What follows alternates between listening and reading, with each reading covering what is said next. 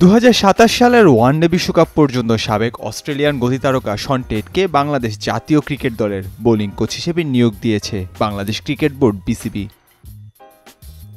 শন টেটকে বাংলাদেশে আনতে বিসিবিকে গুনতে হয়েছে বিপুল পরিমাণে অর্থ।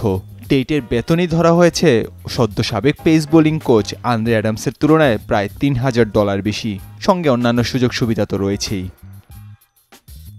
বেতন হিসেবে প্রতি মাসে টেট বিসিবি থেকে পাবেন $14,000, অ্যাডামসকে বিসিবি দিত $11,500 করে। জাতীয় দলের সাবেক bowling coach Otis Gibson BCB থেকে পেতেন শুরুতে $13,000, পরবর্তীতে সেটি বাড়িয়ে করা হয় $15,600, আর কোর্টনি ওয়েলস পেতেন $15,000। সেই মোতাবেক 2.5 বছরের জন্য আসা টেট বিসিবি থেকে মোট পাবেন বেতন বাবদ প্রায় $42,000, বাংলাদেশি মুদ্রা মানে 51.24 মিলিয়ন টাকা।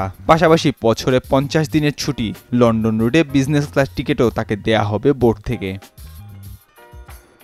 বাংলাদেশের কোচদের অতীত থেকে শিক্ষা নিয়ে এবার নিজের ভবিষ্যৎ সুরক্ষিত রাখতে বেশ সচেষ্ট দেখা গিয়েছে টেটকে। চুক্তিপত্রে স্পষ্ট উল্লেখ করা হয়েছে চুক্তি বাতিলের জন্য 60 দিনের নোটিশ বাধ্যতামূলক। 42 বছর বয়সী টেট 2017 সালে খেলা ছাড়ার পর কোচিংয়ে মনোযোগী হন। এরই মধ্যে পাকিস্তান, ওয়েস্ট ইন্ডিজ ও আফগানিস্তান জাতীয় দলে কাজ করেছেন তিনি। কাজ করেছেন franchise টি-20 league, BPL, Big Bash, PSL, LPL এবং ইংলিশের কাউন্টি ক্রিকেটেও। সর্বশেষ বিপিএলে চিটাগাং কিংসের প্রধান কোচ ছিলেন টেট।